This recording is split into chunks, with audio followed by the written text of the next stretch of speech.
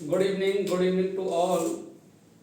मैं Kumbhaj chemistry classes में आपका हार्दिक स्वागत और अभिनंदन करता हूँ।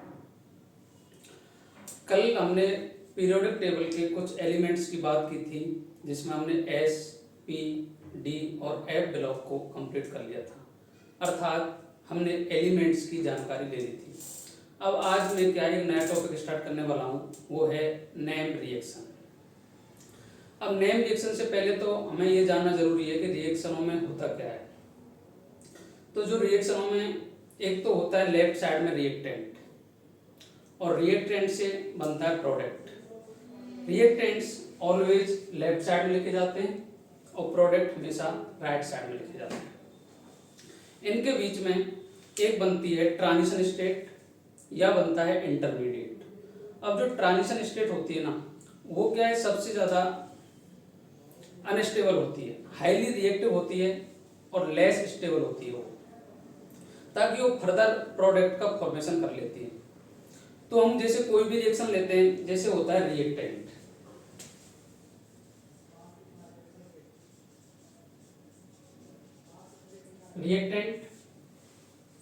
और इससे बनेगा प्रोडक्ट।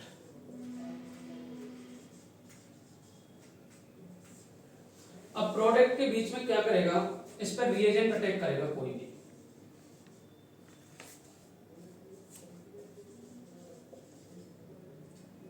रिएजेंट या कैटलिस्ट। कैटलिस्ट की प्रेजेंस में भी काफी रिएक्शन होती है। अब जैसे रिएजेंट अटैक करेगा रिएक्टेंट पे, तो हमें क्या है, एक ट्रांजिशन स्टेट प्राप्त होगी इसके और इसके बीच में, टीएस बोलते हैं उसको, ट्रांजिशन स्टेट, और हो सकता है वो इंटरमीडिएट।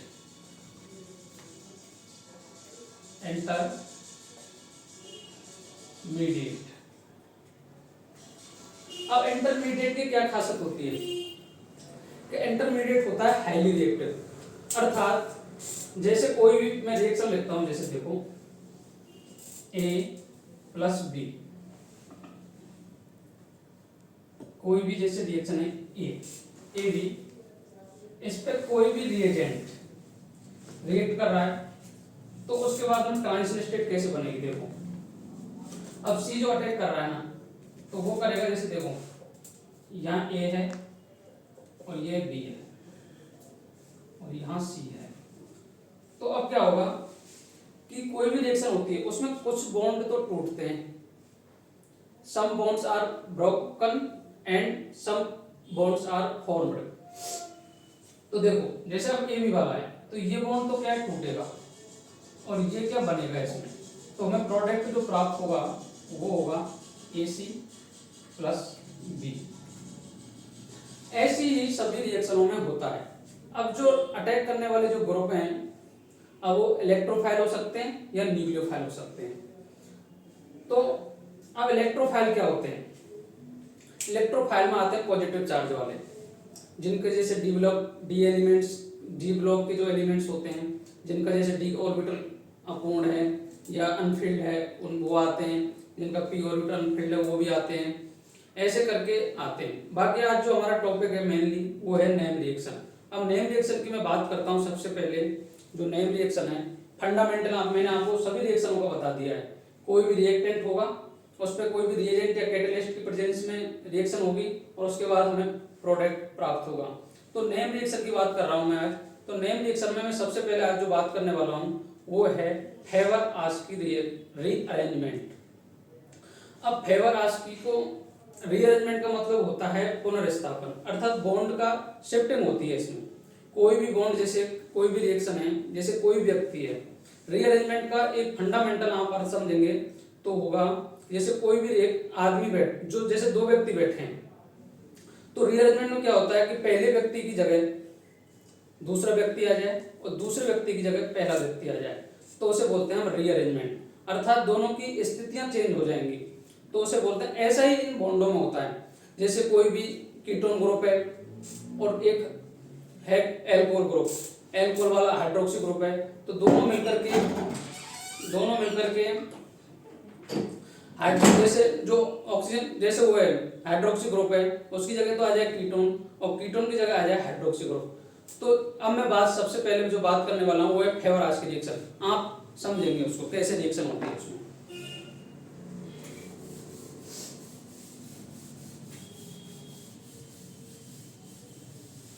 हेडर डालेंगे फेवर आस की रीअरेंजमेंट।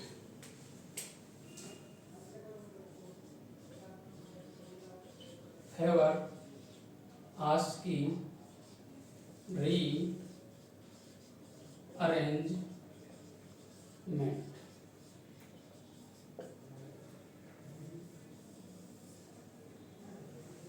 अब फेवर आस की रीअरेंजमेंट में हम इसका फंडामेंटल समझ लें पहले तो देखो इसमें जो रिएक्टेंट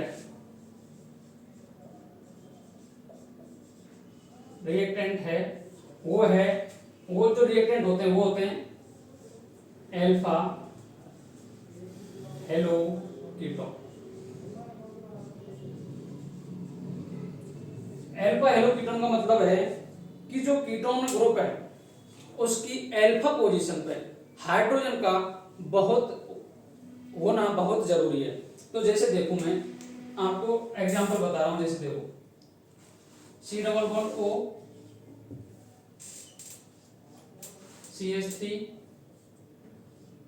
CH3 PH। तो आप देखेंगे कि इसमें देखो इसकी साइड वाली है एल्फा, उसकी साइड वाली है ये एल्फा। तो एल्फा पे क्या है, 3 हाइड्रोजन है, इसमें भी 3 हाइड्रोजन है। तो ये कार्बन की स्थिति देखें तो ये एल्फा पोजीशन, इधर ये एल्फा पोजीशन इसकी।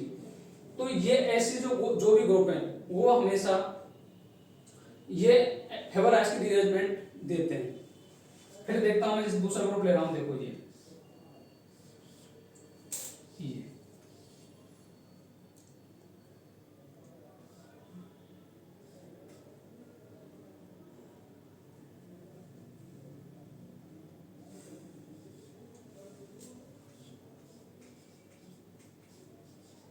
अब इसकी स्थिति देखो तो यहाँ ये है, जैसे बॉन्ड लगाऊं मैं एक बार, ये तो देखो कार्बन की एक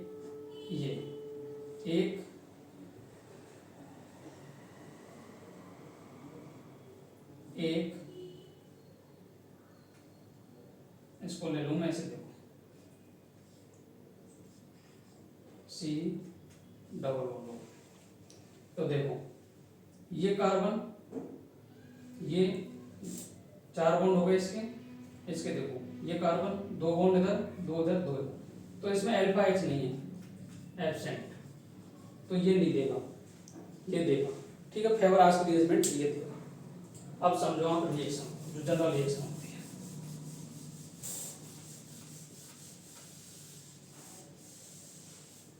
फेवर आस की रीअरेंजमेंट में क्या होता है कि देखो एल्फा हेलो कीटोन की रिएक्शन हम कराते हैं NaOR से। तो जो हमें प्रोडक्ट प्राप्त होगा वो हमें प्रोडक्ट प्राप्त होगा ईस्टर।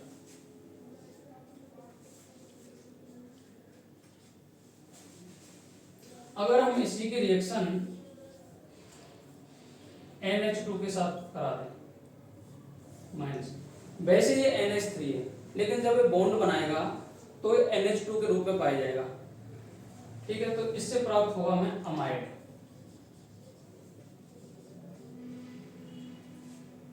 और अगर मैं OH माइनस से करा दूं तो हमें प्राप्त होगा एसिड। अब ये प्रोडक्ट तो हमें प्राप्त होंगे लेकिन इनके साथ ही हमें रीअरेंज्ड कार्बन स्केलेटन भी प्राप्त होगा। तो हम इस चीज को लिख देंगे इस पर विद रीअरेंज्ड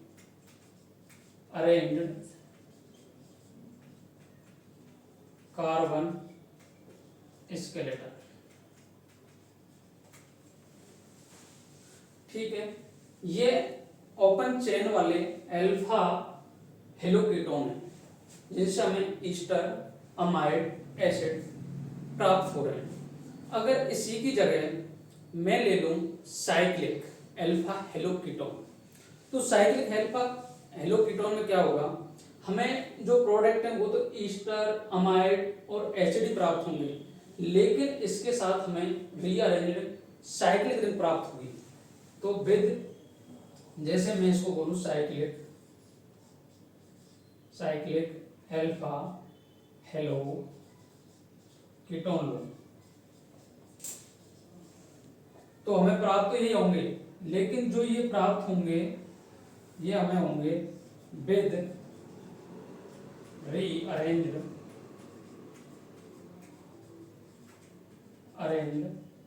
कार्बन स्केलेटन। ये आपको समझ में आनी चाहिए। अब आप समझेंगे इसमें कि देखो रिएक्टेंट अल्फा हेलोकीटोन है, बनने वाले प्रोडक्ट ईस्टर, अमाइड, एसिड है, ये हमें हमेशा याद रखना है। अब मैं इसकी बात करता हूँ जनरल रिएक्शन की, इसकी जनरल रिएक्शन होती क्या है, आप वो समझेंगे।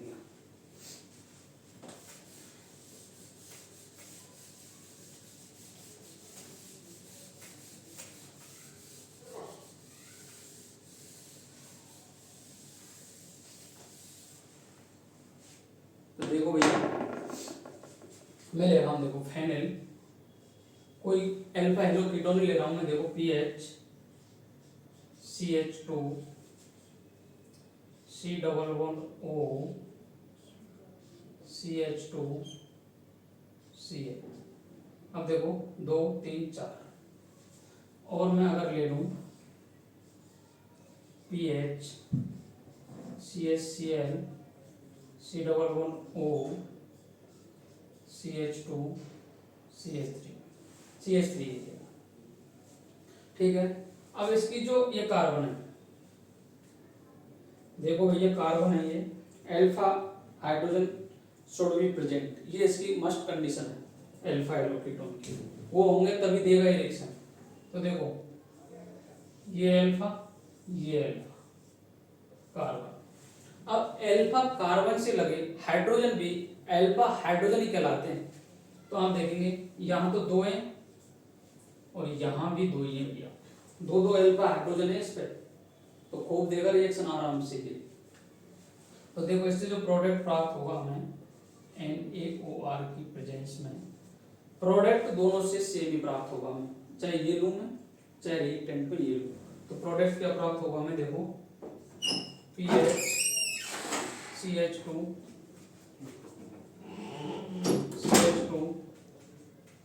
C double bond O OR, ये हमें प्रोडक्ट प्राप्त होगा।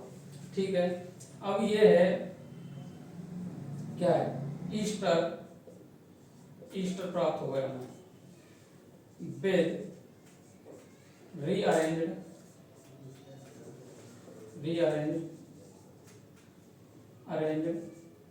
कार्बन स्केलेटन, तो हमें ये प्रोडक्ट प्राप्त हो गया। अब हम बात करते हैं इसकी मैकेनिज्म की, मैकेनिज्म क्या है इसकी, तो मैं बात कर रहा हूं मैकेनिज्म।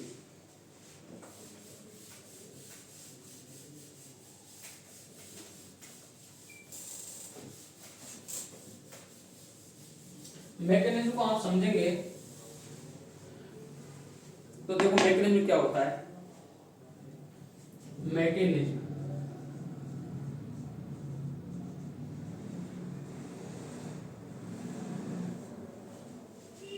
में क्या होगा, जो मैंने रिएक्टेंट लिया, देखो PH CH ये लो H, ठीक है, ऐसे लिख देता हूँ खोल के इसको, C double one O CH2 Cl, यही था भैया। अब मैं बात करूं इसकी रिएक्शन कराऊं मैं NaOR से, NaOR बेस के रूप में काम करेगा इसमें, तो ये रिएक्ट करेगा, ये देखो यहाँ इस हाइड्रोजन करेगा, तो ये हाइड्रोजन H+ के रूप में निकल जाएगा और इसको इलेक्ट्रॉन दे जाएगा दोनों, तो देखो फिर क्या बनेगी, PH CH C double one O CH2 Cl, ये बन गया भैया। ठीक है, समझो आप इस चीज को। ये बनते ही ये जो कार्बन वाला है, ये कार्ब एनायन बन गया। इसको कार्ब एनायन रिएक्ट करेगा इस कार्बन में, इससे बॉन्ड बनाएगा। बॉन्ड बनाने के साथ ही क्या होगा कि Cl रिप्लेस हो जाएगा यहाँ से। जैसे ही यहाँ जाएगा तो ये हो गया रिप्लेस इससे, और यहाँ बनेगी रिंग। देखो ये रिंग बनेगी भैया, PH CH CH2, ये कार्बन। तो जो रिंग बनेगी इसका नाम होगा साइक्लोप्रोपेनॉन रिंग। इसका नाम है भैया, ये याद रखना है आपको, साइक्लोप्रोपेनॉन रिंग। अब इसमें देखो ये शिफ्ट हो रहा है, तो ये है एनाइनोट्रोपिक शिफ्ट। ठीक है, अब इसमें देखेंगे हम, तो साइक्लोप्रोपेनिक रिंग बन रही है, कार्बन टू कार्बन बॉन्ड का रीअरेंज हो रहा है ये। तो देखो अब इसमें क्या होगा स्थिति, साइक्लोप्रोपेन रिंग बन गई। साइक्लोप्रोपेन रिंग के बाद क्या होगा इसमें भैया, फिर NaOR की रिएक्शन होगी इसमें। अब NaOR की जो रिएक्शन है वो इस कार्बन पे होगी, जाके देखो उसके साथ ये अपने दोनों इलेक्ट्रॉन यहाँ पे देगा। इसको देने के बाद में बनेगा, देखो ये प्रोडक्ट, ये बनेगा PH CH CH2, और ये लो भैया कार्बन, ये है ऑक्सीजन, और ये है O, ये है OR, ये है O नेगेटिव। अब इसमें हम क्या करेंगे, ये O नेगेटिव है क्योंकि कार्बन की वैलेंसी 4 होगी इस पर, तो ये देखेंगे तो ये स्थिति बनेगी। अब इस स्थिति में क्या देखेंगे हम कि अब ये बॉन्ड टूटेंगे दोनों, या तो ये टूटे या फिर ये टूटे। तो इसमें क्या होगा, जैसे ये कार्बन अपने ये इलेक्ट्रॉन यहाँ देगा, नेगेटिव चार्ज है, तो पहले मैं ये बॉन्ड तोड़ देता हूं, तो क्या स्थिति बनेगी वो आप देखेंगे। ठीक है, अब देखो इसमें PH CH CH2, ये अब मैंने ये बॉन्ड तोड़ा इसमें, तो ये जो कार्बन है ये घूम के ऐसे चला जाएगा, तो स्थिति बनेगी, देखो ये C double one O OR, और यहाँ हो गया नेगेटिव चार्ज। अब नेगेटिव चार्ज होने पे एक तो ये कार्बन आयन बन रहा है।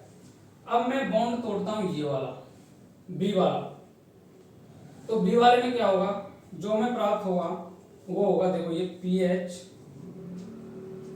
CH, ये बॉन्ड तोड़ा है मैंने, तो ये CH2, और ये COOR, ये प्रोडक्ट बना इसमें। अब इसमें हम किसका करेंगे, वर्कअप। वर्कअप करने के बाद में क्या होगा, वर्कअप होगा इसका जल के द्वारा, H प्लस OH माइनस, इसका भी H प्लस OH माइनस। अब इसमें देखें आप, या तो फिर मैं ये देख लूं कि ये जो हाइड्रोजन मैंने यहाँ से निकाला था वो हाइड्रोजन यहीं आ जाएगा, क्योंकि मैकेनिज्म में क्या होता है, कोई भी जो भी प्रोडक्ट हम जैसे भी निकाल रहे हैं, जैसे H निकाला तो वो H आके जुड़ जाएगा, क्योंकि किसी की भी हानि नहीं होती है इसमें। कोई भी आके जुड़ता है तो वो बाद में निकलता है, और जो पहले निकल चुका है वो बाद में एडिशन होता है उसका। तो इसका जो प्रोडक्ट बनेगा वो ये बनेगा, देखो PH CH2 तो ये हमें ये प्राप्त हो गया। तो देखो ये हो गया प्राप्त हमें ईस्टर, और मेजर प्रोडक्ट है ये, मेजर का मतलब होता है 90% के करीब बनेगा ये। और इससे जो प्राप्त होगा वो होगा PH CH COOR CH3, ये माइनर होगा और ये बनेगा 10%। तो ये फेवर आस्की की मैकेनिज्म हो गई। अब मैं कुछ लेता हूँ दो नोट जिससे क्या है सारे क्वेश्चन आसानी से आपके सॉल्व हो जाएंगे। तो नोट नंबर 1 डालेंगे आप।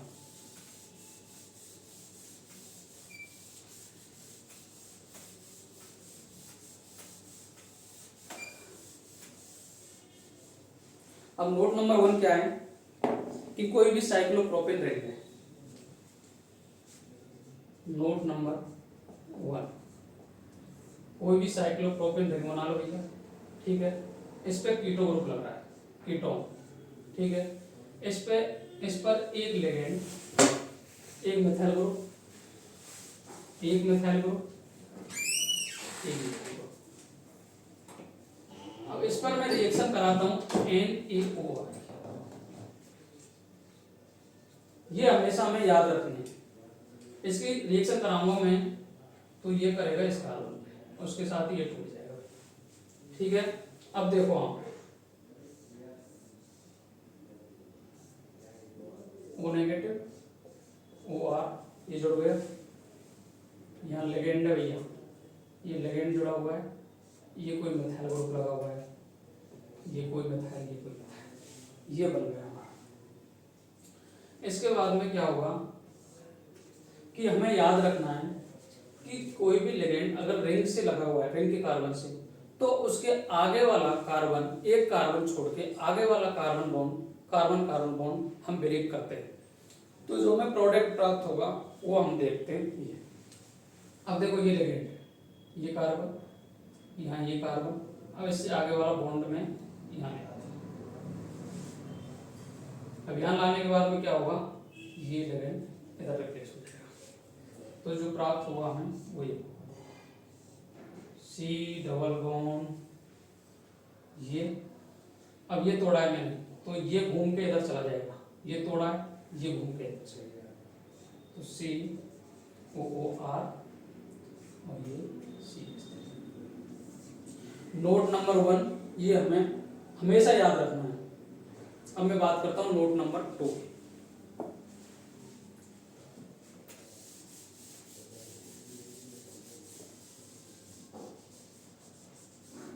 देखो नोट नंबर 2 में क्या होगा कि एक कार्बन छोड़ के लिगेंड लगा हुआ है, जैसे कोई ये लिगेंड लगा हुआ है, काम तो वही होगा NaOH की, फिर रिएक्ट करेगा इससे, अटैक करेगा इस पे, NaOH रिएक्ट करेगा इस कार्बन पे, ये चला जाएगा।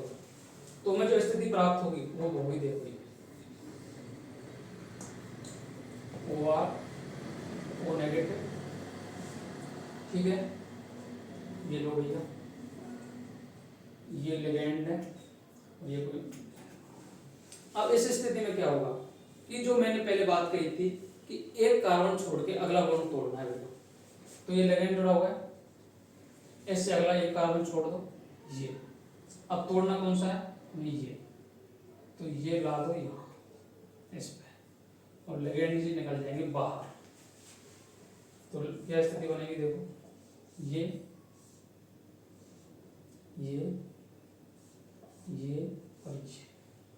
और यहाँ जुड़ जाएंगे COOR, ये भी ईस्टर प्राप्त हो जाएगा। ये दो नोट याद रखनी। तो यहाँ तक मैंने आपको जो फेवर आस्की की रिएक्शन है उसकी जनरल रिएक्शन बता दी, कौन देगा कौन नहीं देगा, उसकी मैकेनिज्म क्या है, उसके नोट क्या हैं, नोट हमें कौन से याद रखने हैं। और इसमें सबसे मेन बात है अल्फा हाइड्रोजन का होना बहुत जरूरी है। Alpha hydrogen should be present. अब मैं इसका एक क्वेश्चन ले लेता हूं लास्ट।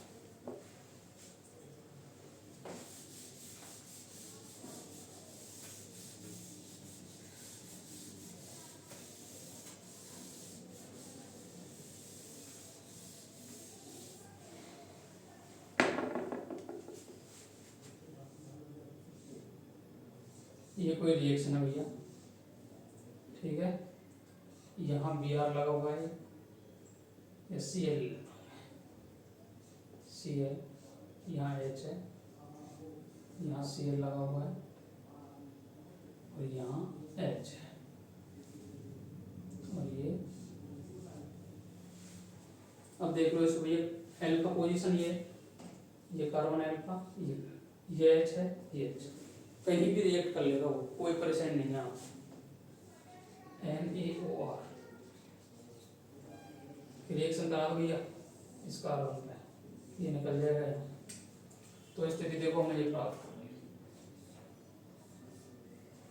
देख लो Cl और यहाँ नेगेटिव चार्ज, यहाँ H है, ये यहाँ Cl है, ठीक है, कोई परेशानी नहीं है। इसकी रिएक्शन करा दो यहाँ, इधर से ये निकल जाएगा, तो हमें प्राप्त हो जाएगी, देखो ये अगर Cl लगा हुआ है, कोई परेशानी नहीं, ठीक है।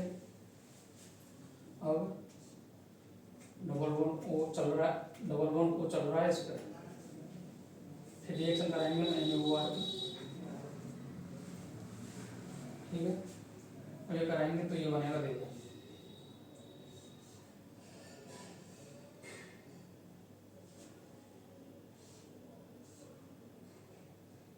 डबल बॉन्ड O,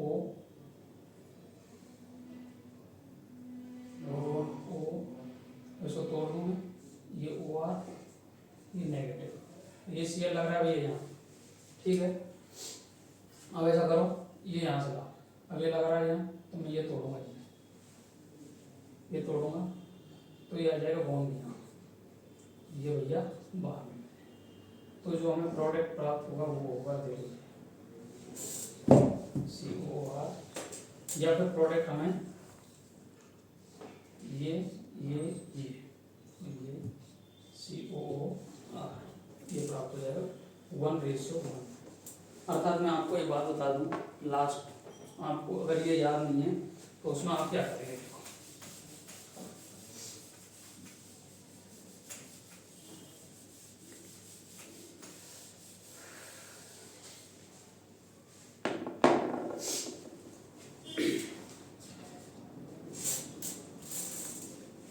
देखो भैया ये